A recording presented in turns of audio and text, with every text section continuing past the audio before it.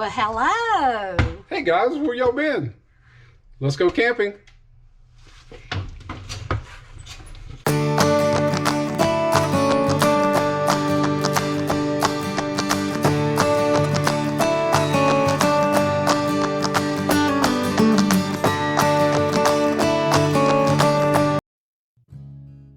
Our last camping trip was after Thanksgiving when we went to Service Park Campground in Coffeyville, Alabama.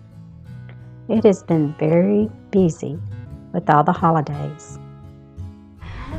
What are y'all's favorite things about Thanksgiving? Gobble till you wobble. Family. Yum. Yes.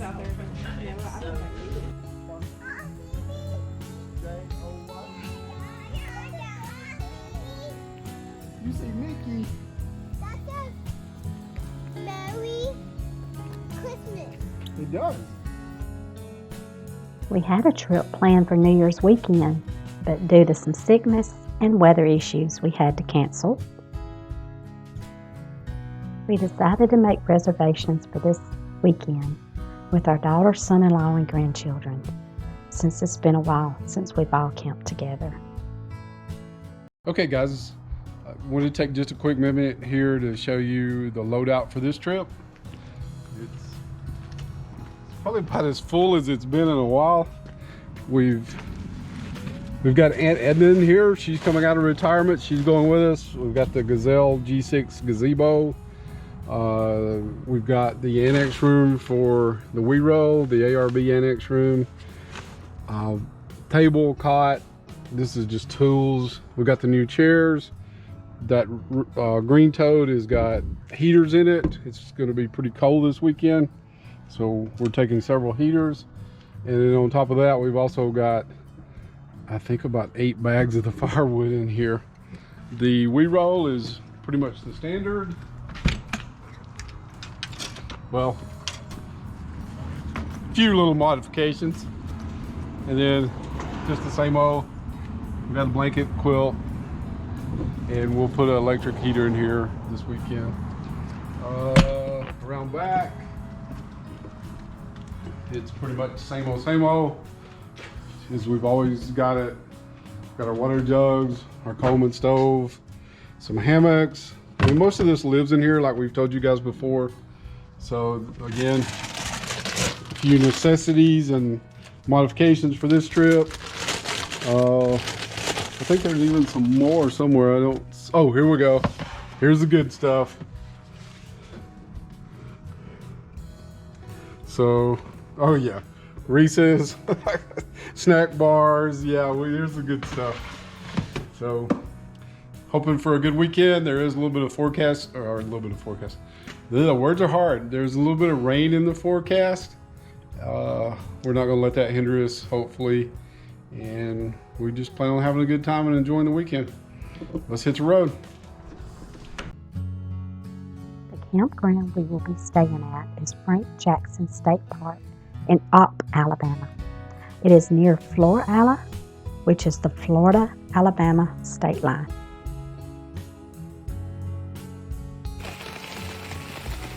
When we got to the campground, it started to rain.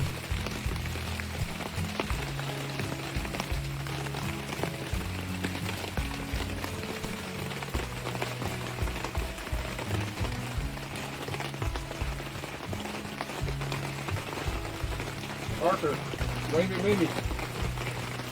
Parker.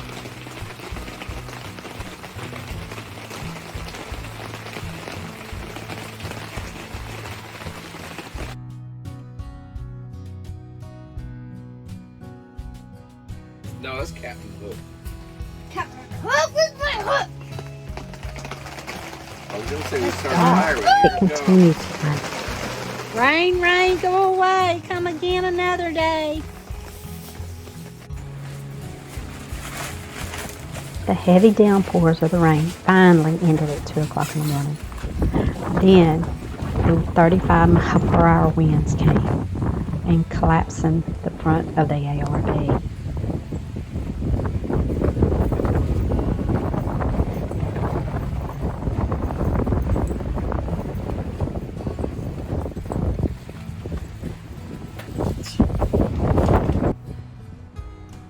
Then the cold weather with the wind made it unbearable to even enjoy camping.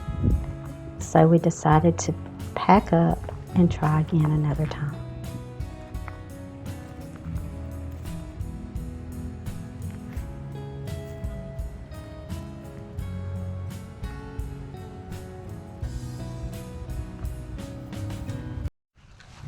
We arrived home that evening and decided to wait until the next morning to unload the tent and the gazebo and everything to air it out to dry.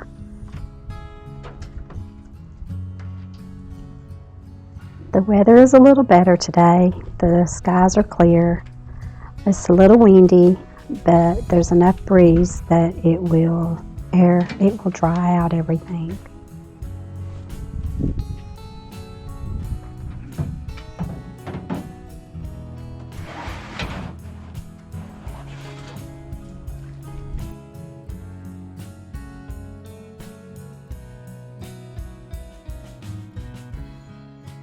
Takes a little while to unload everything. Then we have to set up the tent, the gazebo, the tarps, and the ARB awning.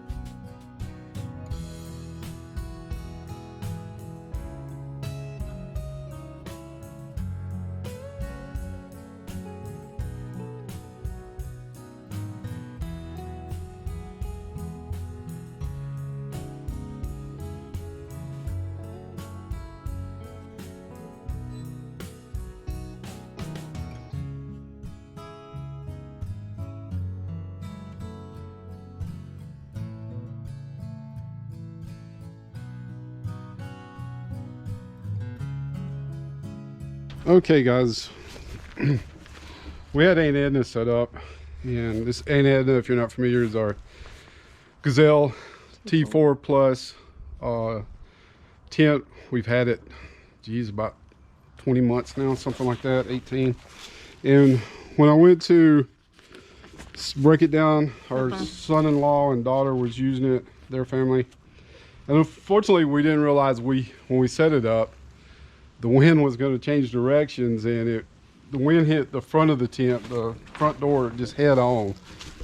They said multiple times during the night it was picking up the bottom, it was blowing in, and it actually collapsed the top on them a couple of times during the night. We've had that happen before when we were in western Kansas with 35, 40 mile an hour wind gusts, that the top collapsed. Stephen had all the hubs staked out, so they didn't collapse, but the top did. But when we went to break it down yesterday, I can't make it, well, maybe I can duplicate it, but there's a hole here. This pole, this strut, had actually pushed through that hole and was sticking out about, I don't know, 6 or 8 inches when we went to break it down yesterday. So the wind just busted the stitching, it looks like, but now we've got to stitch this back up, probably do it by hand. It's under the rain flap or the rain fly, so it's not that big a deal, but just that's what happened. We wanted to, as always, share the good and the bad with you. We stayed this tent, geez, it's been used about 30, 40, no, not 40, but 30 plus nights at this point. By us, by our son-in-law and our daughter used it this weekend, but yeah, My grandson too. grandson, granddaughter, they all slept in it. That's why they wanted to borrow ours. Ours is a little bigger than theirs, but that did happen. As you can see, it just busted the stitching. That's not supposed to be like that. We can look at the other side. The other side, you can see there's no hole. There's again, wanted to share the good and the bad with you guys. I mean, we still love the tent, and it's a minor repair. I mean, if you've had as many miles on it as this tent has, you'd understand it's been well used. It's been used from Alabama all the way to western Kansas to Tennessee to, I'm not sure where we're all now, but it's got a lot of nights on it. Oklahoma City. Oklahoma City, and it's just just, I don't really know. This style of tent is made to withstand 35 plus mile an hour winds. Not an expert by any means, but we've had trouble with it in western Kansas when it collapsed on the roof, collapsed on us because of the wind. As far as the G6 gazebo, we actually had it staked out very well. If you see the holes here, this is where a squirrel got trapped in one time and did that. Somehow the squirrel got underneath. When we tried to get him out, he decided to claw a hole in the side of the gazebo. But we had the other night we had the gazebo staked down. We had the hubs staked out. I mean, we had about, geez, I don't know, 8 or 10 stakeout points on this thing, and it held up well. It didn't collapse all night, but it wasn't directly, the wind wasn't directly blowing on it like it was the front of the G6 or the T4 Plus. The wind was hitting, Stephen said all night long, it started about 2 o'clock in the morning. That wind was just blowing right into the front of the tent. If we'd known the wind was going to change, we could have orientated it different, maybe helped, but that's what happened. We still had to finish setting up Aunt Edna, but Mark wanted to explain what had happened to the poles that went through. We still have to do the ARB, but we are almost done, and we will let them dry out.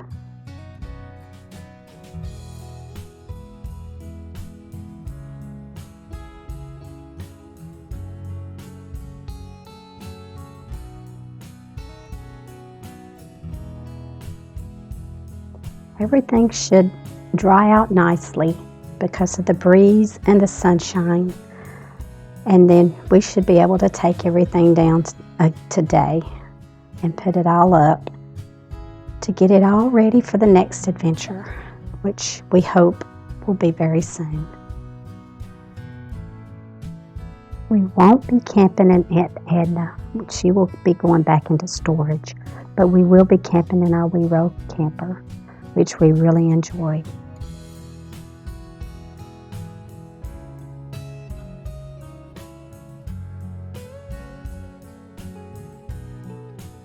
Make sure you guys leave a video for Mimi and Papa. Mimi, Papa. And subscribe and ring the bell button.